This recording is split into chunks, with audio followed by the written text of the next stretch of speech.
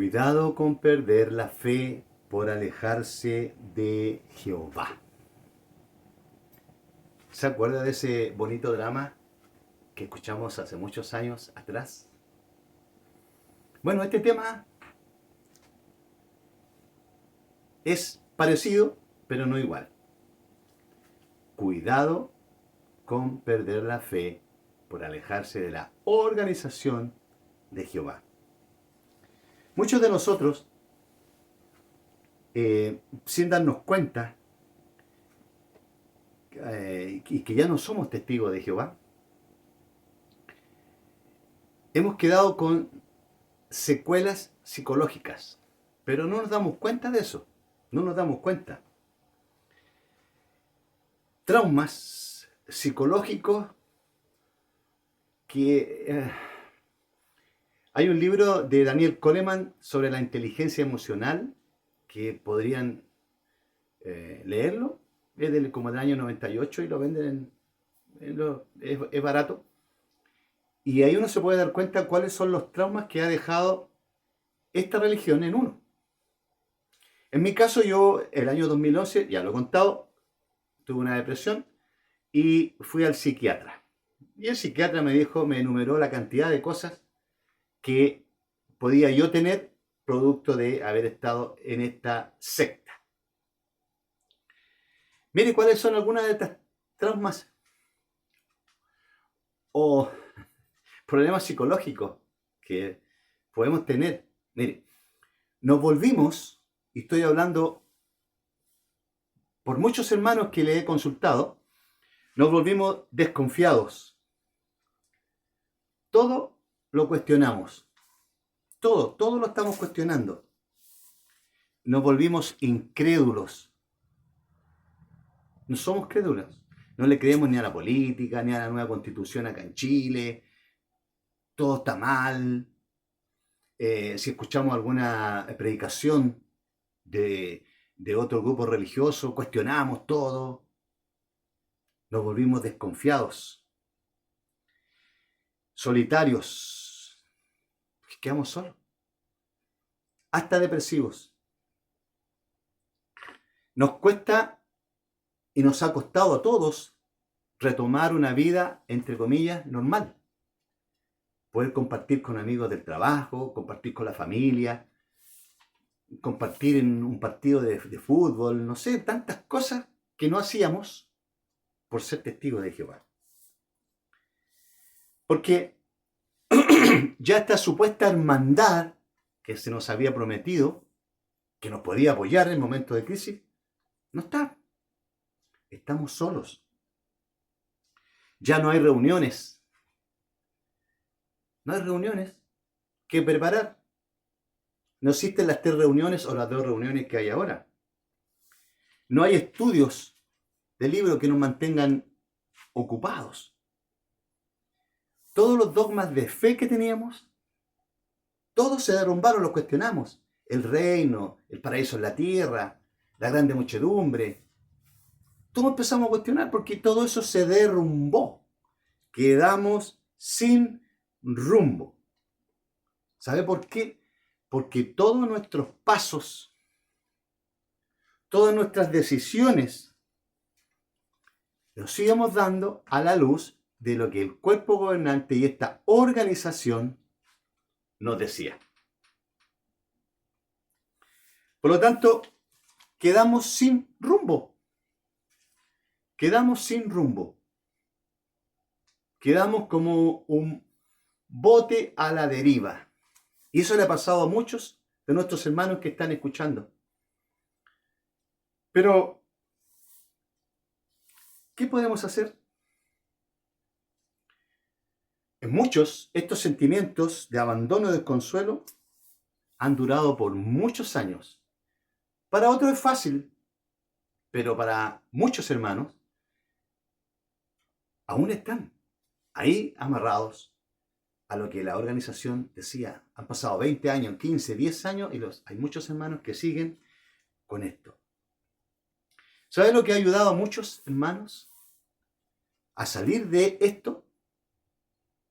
De este desconsuelo, de este descontento, de este fraude espiritual que tuvimos en una religión que las enseñanzas en la Biblia eran lindas, pero los mandatos administrativos es donde estaba el problema. Poco a poco la oración es la que lleva y vuelve que a muchas almas abatidas de nuestros hermanos, como usted que está escuchando, pueda volver nuevamente a tener fe. En mi caso, cuando yo llegué a entender y a comprender que no estuve en una religión falsa, ¿no?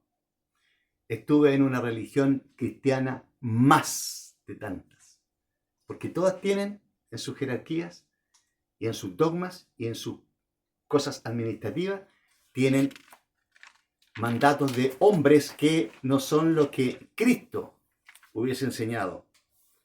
Cuando entendí que los preceptos, en mi caso, y entendimientos humanos de administración en las religiones, muchos de ellos son para controlarnos, para someter, diciendo que ellos son la única verdad, por lo tanto lo que ellos dicen es lo que sus ovejas tienen que obedecer. Me acordaba, conversando con unos vecinos sobre la Biblia, que en una reunión, en un consejo pastoral, no de la Iglesia Católica, sino de pastores, hablé yo sobre que el diezmo no era bíblico, sino que el diezmo era para ayudar a los más necesitados en la iglesia, y di un ejemplo de un hermano que había una congregación, un culto en el cual los hermanos tenían buena posición social, eran trabajadores, pero había un hermano que tenía un furgón del año 80 y estaba malito ese vehículo. Entonces lo ideal sería que los diezmos que el pastor se llevaba, que era mucha plata, ayudara a ese hermano con el consentimiento de la congregación, para que tuviera un vehículo un poquito más nuevo, porque el hermano era muy celoso en esa iglesia evangélica. No les gustó a los pastores cuando hablé de esto. Un pastor, obispo, me dijo: hermano, usted es pastor, ¿verdad? Sí, le dije yo. ¿Qué hace un pastor?, me preguntó. Yo le dije: bueno, un pastor cuida las ovejas. ¿Y qué más?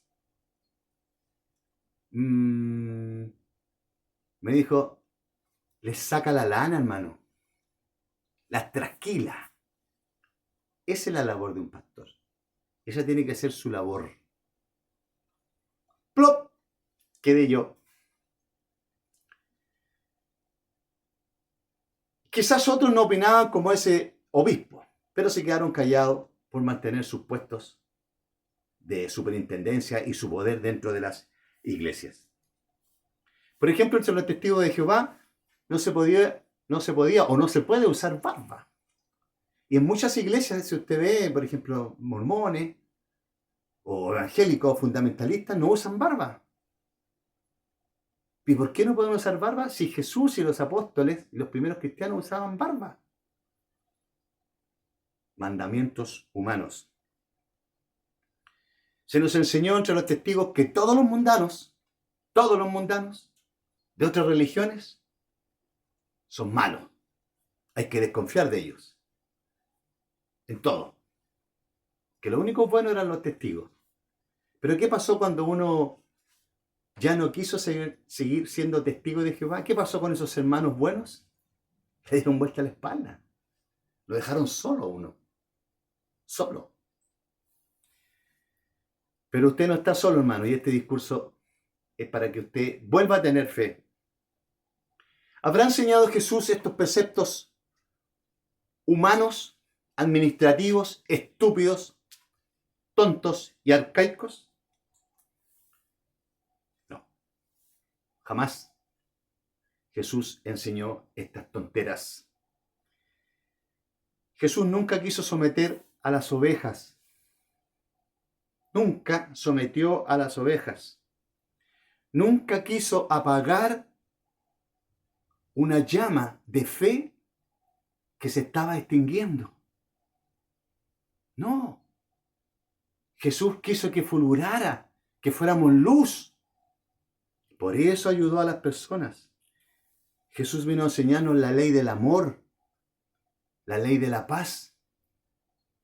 Por eso contradijo a ese Dios que ya hemos hablado. Lo contradijo porque ese Dios era totalmente distinto. Esas enseñanzas eran opresoras. Por eso Jesús dijo que esas enseñanzas no eran las correctas. Por eso Jesús usó la empatía en todas las personas. Usó el respeto, la dignidad en el trato que le daba a cada ser humano. Él trató con prostitutas, con recaudadores de impuestos, con soldados romanos, con leprosos, con pescadores, con campesinos. Pero a cada persona le daba el respeto que se merecía, la dignidad y la honra que cada ser humano se debe y se merece. Jesús no impuso cargas, más que una, como dice ahí en la Biblia, ahí en Mateo 11, 28, que lo vamos a leer. Mateo 11, 28, que es un pasaje bastante conocido, pero lo voy a leer en la Biblia, la versión latinoamericana. Dice Jesús, y esto es para usted, mi hermano, para usted. Jesús le dice, vengan a mí los que van cansados, llevando pesadas cargas, y yo los aliviaré. Carguen con mi yugo y aprendan de mí, que soy paciente y humilde de corazón, y sus almas encontrarán descanso, pues mi yugo es suave y mi carga liviana. Mire qué hermosas palabras. Jesús lo está invitando a usted, mi hermano, a que arroje sobre él todas estas cargas, todos estos traumas psicológicos que nos dejó una religión, más de las que hay, que sigue las enseñanzas de ese Dios opresivo. Jesús lo está invitando a usted. Vengan a mí, todos los que están cargados. Y muchos de nosotros, los testigos de Jehová, estamos cargados. Nos lavaron el cerebro. Pero poco a poco, mis hermanos, poco a poco, vamos a ir sanando. ¿Está usted dispuesto a aceptar esta invitación de Jesús? ¿Está dispuesto su esposa, sus hijos, su familia? Bueno, es una decisión personal. Por eso Pedro ahí en Juan capítulo 6, versículo 67, los discípulos se estaban portando mal, los seguidores cercanos de Jesús, sus apóstoles, se estaban portando mal, no creían, estaban desconfiados.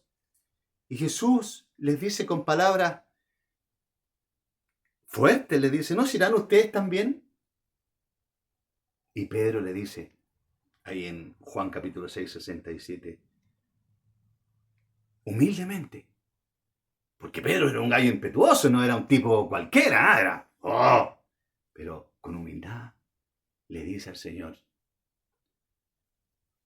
Señor, ¿a quién iremos si solo tú tienes palabra de vida eterna? Y esa es la invitación que le está haciendo Jesús.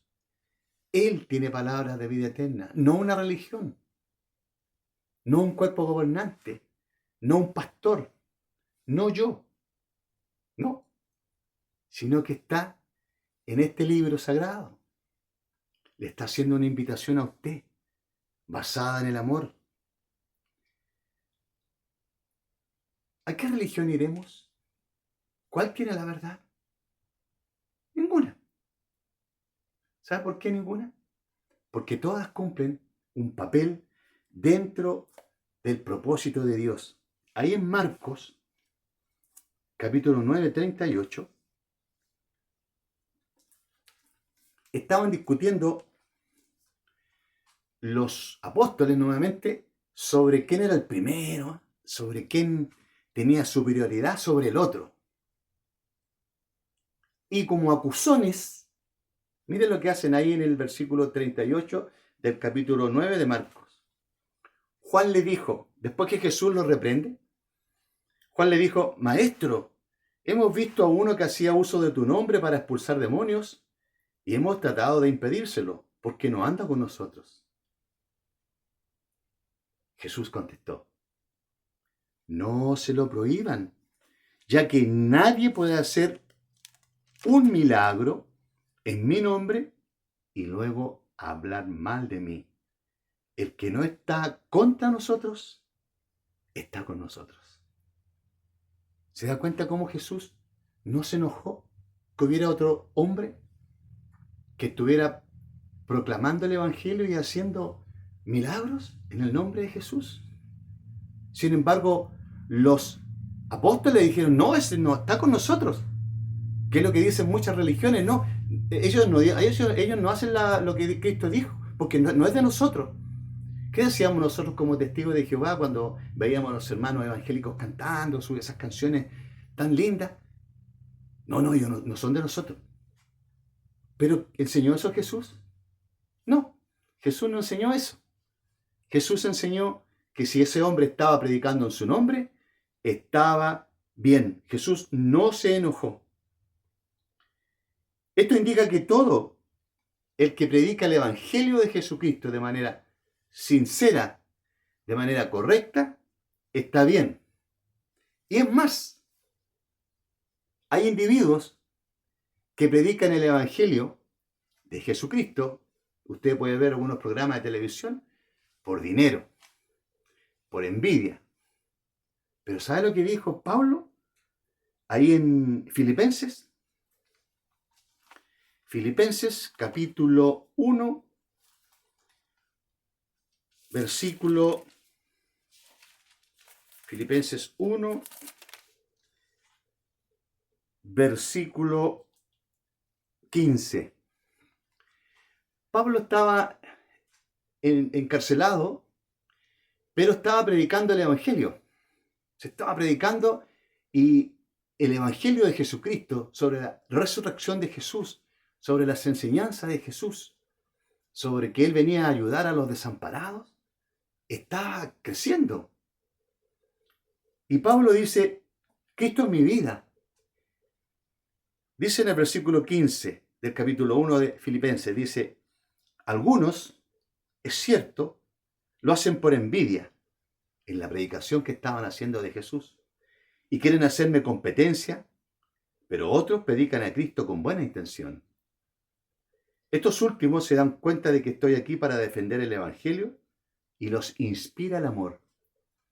Había un grupo que los inspiraba al predicar el amor a Jesús, el amor e imitar a Pablo en lo que él estaba haciendo. A los primeros, en cambio, les falta sinceridad. Anuncian a Cristo por llevarme la contraria y creen que con eso me hacen más amarga la cárcel. Mire, había unos que por llevarle la contraria y por envidia a Pablo también predicaban, pero su motivación era distinta. Y el versículo 18 dice, pero al fin, ¿qué importa? Dice Pablo, sea con sinceridad o por hipocresía, de todas formas anuncia a Cristo y eso me alegra. ¿Estaba Pablo en contra de las otras religiones o en contra de los otros individuos? No. Ya hemos visto dos textos. Todas las religiones cristianas cumplen un propósito en el plan de Dios de salvación para todos nosotros, de esperanza. Por supuesto es que hay unas religiones más opresoras que otras, pero todas dicen tener la verdad. Los testigos de Jehová en este caso es una religión opresora, con bonitas enseñanzas del reino, un paraíso, la vida feliz con la familia, pero estando allí nos damos cuenta que son opresores que dicen tener la verdad y han fallado en tantas profecías. Pero lo más importante en esto y en esta disertación, mis hermanos, es que no perdamos la fe por alejarnos de la organización de los testigos de Jehová. Fe en Jesús, el Hijo del Dios verdadero, del Padre de luz, del Padre de amor, del Padre de paz, que le ha dado toda autoridad al Hijo, para que en el nombre de Jesús se doble toda rodilla que esté en el cielo y aquí en la tierra, para que el nombre de Jesús sea proclamado en toda la tierra. Jesús lo está invitando a usted. Sus ángeles, el Espíritu Santo, lo están ayudando, lo van a ayudar para que usted pueda superar todos estos problemas psicológicos que quizás no nos hemos dado cuenta que tenemos. Pida en oración por su familia, por usted. Pida guía, pida consuelo, pida claridad y notará cómo esta fuerza que se llama en la Biblia Paráclito, a lo mejor nunca lo había escuchado, el Paráclito es el Espíritu Santo, la fuerza que transformará poco a poco su vida para devolverle la fe y las promesas de vida eterna que Jesús nos dejó. Esas promesas de vida eterna no está claro si van a ser en el cielo o van a ser en la tierra. No está claro si vamos a morir y nos vamos al cielo o vamos a morir y quedamos en la tierra para esperar una resurrección. Usted crea lo que quiera creer, pero crea en una esperanza. Eso es lo importante. Porque no está claro, nadie ha vuelto de otro mundo o de allá para decirnos. Así que lo importante es tener la esperanza, porque el Dios verdadero, el Dios de amor y Jesús quieren lo mejor para usted y su familia. En 1 Corintios capítulo 13, está lloviendo de nuevo, estoy acá en el sur nuevamente. 1 Corintios capítulo 13 nos habla sobre la prominencia del amor. Dice el apóstol, el amor nunca pasará. 1 Corintios capítulo 13, versículo 8. El amor nunca pasará.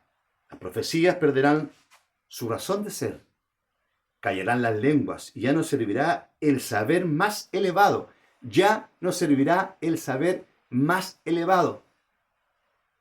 Todos los dogmas de fe que lo imponen, que tienen que creer, no van a existir. No van a ser. Porque este saber queda muy imperfecto el que tenemos hoy. Y nuestras profecías también son algo muy limitadas, dice Pablo. Cuando llegue lo perfecto, que es Cristo Jesús, lo que es limitado desaparecerá. Por el momento no tenemos la verdad completa, pero tenemos la esperanza que Cristo nos da, la invitación que Jesús le está dando a usted y su familia para no perder la fe. Así es que, mi hermano, pierda el miedo. Pierda el miedo. ¿Sabe qué?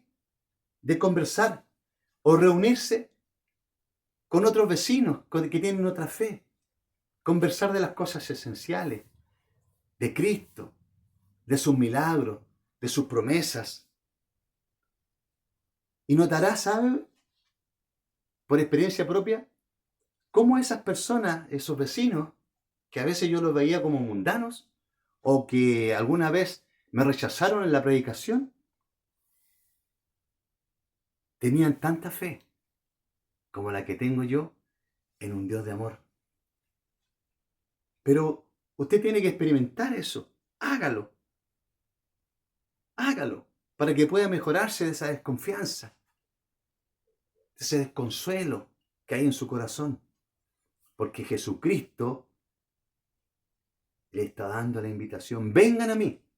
Vaya a Jesús. Vaya a Jesús. No a una religión. Si quiere ir, puede hacerlo. Pero en su casa, en privado, órele a Jesús. Con sinceridad. Órele. para que le des alivio mediante el Espíritu Santo. Porque nuestro único caudillo para nosotros, cristianos sin frontera, es solo Jesús. El nombre de Jesús, como dice las escrituras griegas. Espero, mi hermano, que este discurso, por eso me puse corbata, le sirva de consuelo para que no pierda la fe. No pierda la fe en las promesas. No pierda la fe en que Dios, el verdadero Dios, está con usted. No vea el tiempo que estuvo entre los testigos como tiempo perdido. Véalo como un aprendizaje. Porque no fue todo malo. No fue todo malo. Pero véalo como un aprendizaje y hoy día es libre. Libre de pensar, de hacer, de vestirse, de usar barba. Si quiere usar corbata, dejarse el pelo largo. Es libre. Por eso Jesús le está haciendo la invitación a la libertad que hay en Cristo. Porque Jesús jamás nos impuso cargas. Que el Dios de paz, mis hermanos, el Dios de inmensas misericordias, el Dios verdadero, el Padre eterno, con su Hijo Jesús, con sus santos ángeles que están aquí a mi alrededor, están con usted, les den la paz, les den la tranquilidad, les den la armonía